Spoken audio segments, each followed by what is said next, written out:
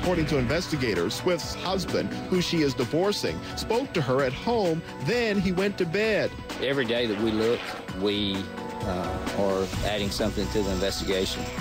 We're either ruling things in or out. Where is Karen Swift? We want to know she's okay.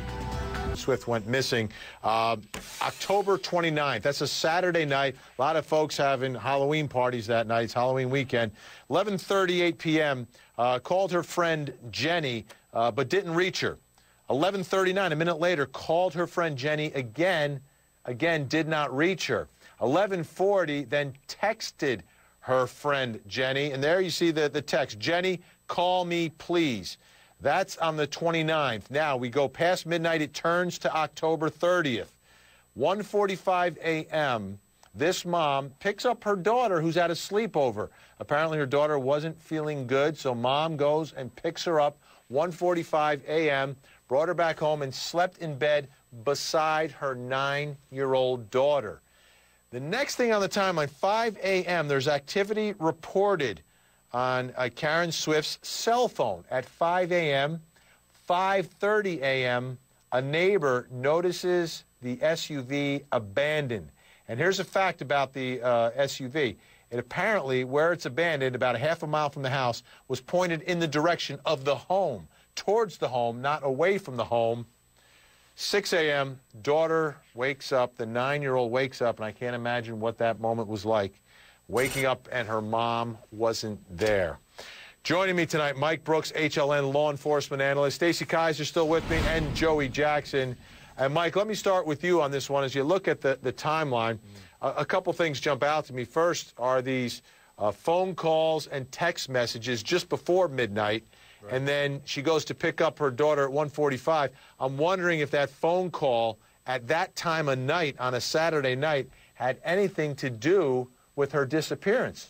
That's a great question, Vinny. And the first text messages to her friend, you know, a plea, and then the one text message, please call me. You had 3 right in a row. You know, she really wanted to get in touch with her, but why? You know, she was apparently at this party. Someone said she wasn't having a good time. Could there be possibly somebody at the party who had followed her? Was she supposed to meet her friend there at the party? You know, because then there's that big gap. But she did. She picked her daughter up, came home, and the daughter was asleep with her in the bed. Did she get up and leave to go meet someone? You know, what was that one activity around 5 a.m.? It was activity. What was that? That's a big question, because it was right after that that a neighbor noticed her car.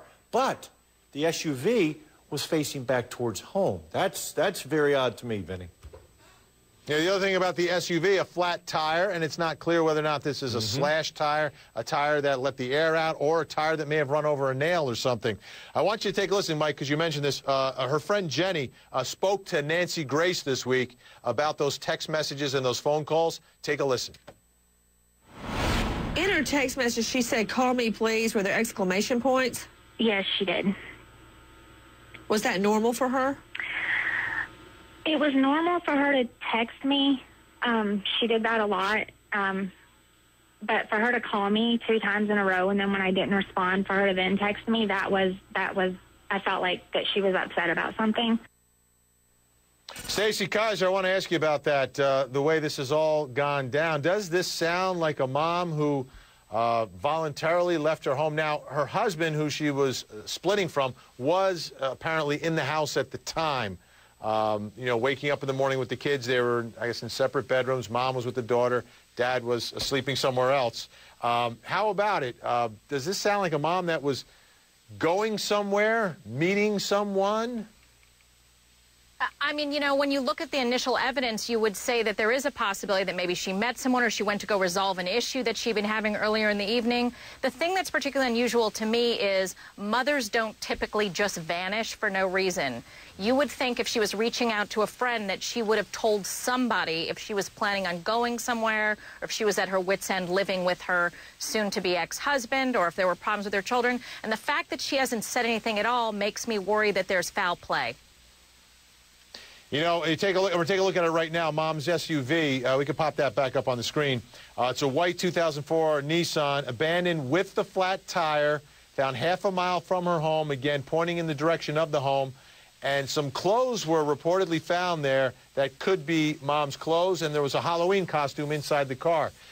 Joey Jackson, this is a case really perplexing because it vanished without a trace is what we're really looking at here.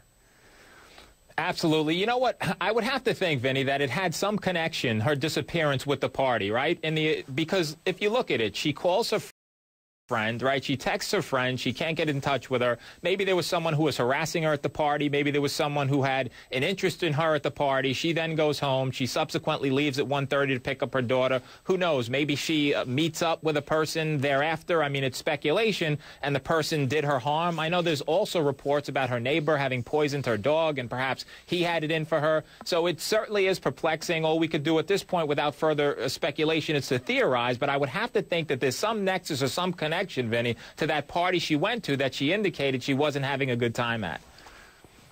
So what's next in this investigation? We're going to talk about it. We'll talk about the husband. We'll talk about the neighbor. And we'll talk about what investigators can do to try to figure out what happened to Karen Swift.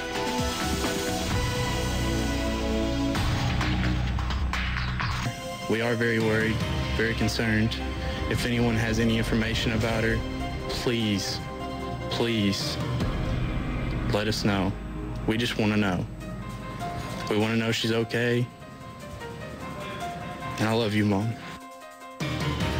That's the son of missing mom Karen Johnson Swift, the oldest of her 4 children, pleading for his mother's safe return. She has 2 grown boys and 2 little girls at home, but she's not home tonight. I want you to take a listen to Carol Johnson. This is Karen Swift's mom talking about this disappearance. At the moment she was putting the final touches on a Halloween party for the girls. They had a bonfire, they were going to do a hayride, mummy wrapping, and maybe bobbing for apples, I'm not sure what. And we talked a little bit about her plans. She had taken some training to be able to be trainer for, they call it silver sneakers, I think. And she was telling me some other things she had lined up, and she was really excited about what was going on in her life. And she had actually she had a job lined up in Pocahontas, Arkansas, and I was going to go down and, help her a little bit and be with her. So there you see the plans that this mom had. She was getting divorced from her husband. She was going to have plans to go to Arkansas, take the kids to Arkansas, and now she's missing. Karen Swift. I want you to take a look, though, at some information about the neighbor, because, okay, she's getting divorced from her husband, but also some issues with her neighbor. This is kind of bizarre. His name is John Hogshuter. He was arrested on Saturday, charged with felony animal cruelty, accused of poisoning 2 dogs, including one belonging to Karen Swift. He, again, police saying he's not a suspect in this disappearance. But, Mike Brooks, you look at it, you've got obvious places where you have to look here, and then you're going to have some places that probably aren't so obvious. Well, I tell you what, he's Mr. Hogshuter if I'm an investigator, is on the top of my list. How long had this dispute been going on, with this guy? And, had there been any threats against her or her husband or her children by this guy? And, you always look at somebody, Vinny, as you know as a former prosecutor, you always look at somebody who who is involved in animal abuse. Something is not right there. And but you can't rule anything out. And also, has the husband been polygraphed? I know that they're not looking at him as a suspect, but law enforcement is not ruling out, Vinny. They're not ruling out foul play right now.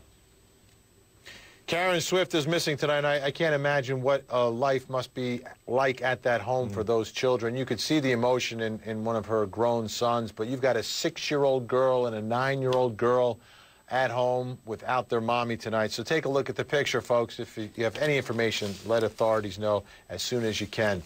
Coming up, we're going to